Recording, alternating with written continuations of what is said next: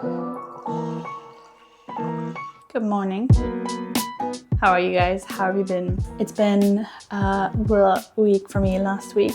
Been sat on the sofa a lot with period pains, hot water bottle, painkillers, and I've had some time to think, and I was coming up with all these things that have kind of come into my knitting life this year that I've really enjoyed and that have really sort of improved and upped my knitting game. So I thought today I would share those things with you and maybe you'll find them helpful.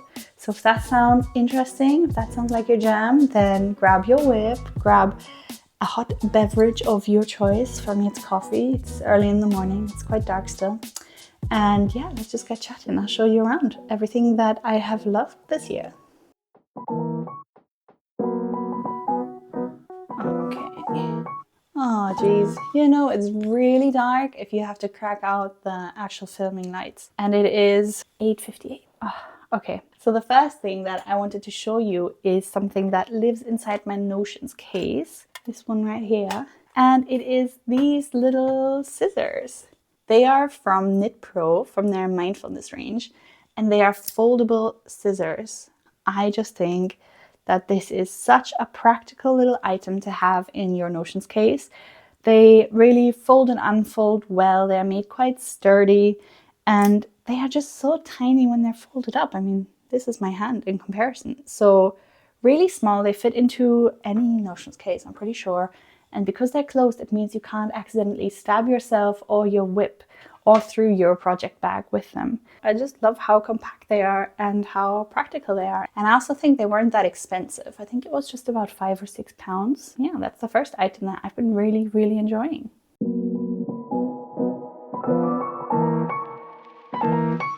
The next thing that I have been loving is actually something that I have in my project bag at the moment. Just one second. And it's this. Stitch stoppers. Nothing new. I know you've heard of them. You've probably used them. I never really thought I would need them until I started stuffing really big projects into really small project bags. And I started finding my needles poking around in my whip and then pulling out little threads and completely messing up my tension. It's been really annoying, and so I decided to just get a pair of stitch stoppers and see if that would help the problem, and it did. They are really great at protecting my needle tips. They stop my needle tips from going around and poking in my whip, pulling out threads. And also if you have a thinner project bag like this one, they stop the needles from poking through like that. So all in all, they've been really useful. And I found these wonderful donut ones. And then I also have a pair of alpacas. They're by a company called Fox and Pine Stitches. And they just make such cute designs. I have found one pair over at Ginger Twist Studio in Edinburgh. It's definitely worth checking them out. They're really sturdy. They have not broken, ripped, or torn anywhere. So I've been really loving them, and I just feel like it's an extra security blanket to protect my favorite needles and also my whip when I'm transporting it in what is inevitably a very small project bag.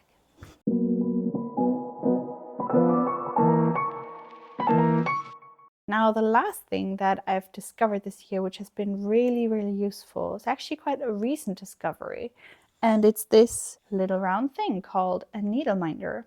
It's made by Jenerates, and it's a little round disc with a magnetic closure at the back. And this disc itself is magnetic too. So it means you can add little stitch markers to it and you're not going to lose them, which I think is just so genius. The way I use it is I put it on my left arm. So I'm just going to slide this underneath. And then I use the magnetic top. And even through this thick Aran weight jumper, it holds quite well. And then I gather however many stitch markers I need, place them on here, and when I come to the point in my whip where I need to actually place a stitch marker, I can simply grab one. Likewise, when I need to take one off again, instead of just letting them float around, I can pop them on here and they're going to be kept safe and secure. I just think this is such a genius little invention, and I don't know how nobody has made this sooner. It's just helping me keep my stitch markers all in one place when I'm on a round where I need to place loads or when I need to take off loads. And it means they don't fall on the floor and get hoovered up and then I lose them forever. The only little quarrel that I have with it is that it's quite small. I think it's, like the name suggests, intended for people who are sewing and for needles. But I asked Jen whether she has any plans of bringing out bigger ones, and it sounded like she might. So hopefully she'll bring out a few bigger ones, which just hold our big stitch markers a little bit better. I think it was £5 or £6, and I discovered her at the Glasgow School of Yarn, but she also has a website where you can get them.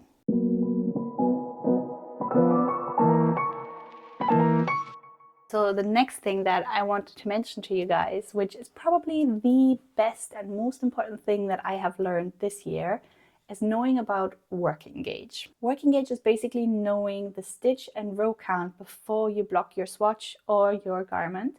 And that allows you to track your gauge as you are knitting. Because sometimes what happens is we sit down, we settle into a knit, and our gauge gets a bit looser. And while it's easy to spot on a fabric that is the same size before blocking as it will be after blocking, it's very hard to spot on a garment that will grow significantly with blocking.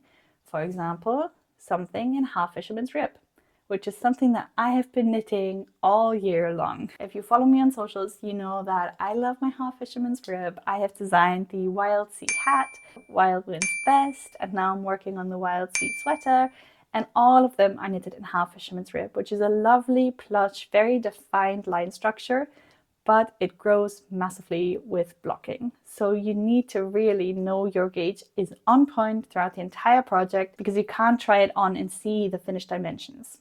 So what I do now is, once I work my swatch, I take the measurements of the swatch before, so I count my stitches and rows before I block it. Then I go ahead and block it, make sure that my block gauge is the one that's required, and then I settle into my knit and I start knitting. And every now and again, at whichever point I'm at, I just take a flat ruler and count my stitches again to make sure that I'm still at my working gauge. That way I know that once the thing's finished and I've blocked everything, it will be the size that I am intending to make. If you're still wondering what working gauge is, or if you want to try it out, have a look at my ultimate guide for half fisherman's rib video. In there I'm explaining it a little bit more and I'm showing you how to do it. So I'll leave the link up there for you to watch later. But hands down, working gauge has been one of the best things that I've discovered this year. And I've also been recommending it to loads of my testers who keep saying that their gauge swatches lie. I think that is because either they're swatching flat and then they're working in the round, or because after you settle into a knit, your gauge might get a little bit looser or a bit more tense. Knowing their working gauge would really help them improve and know that the garment will fit. So have a look, check it out, especially if you're one of those who find their swatches always lying.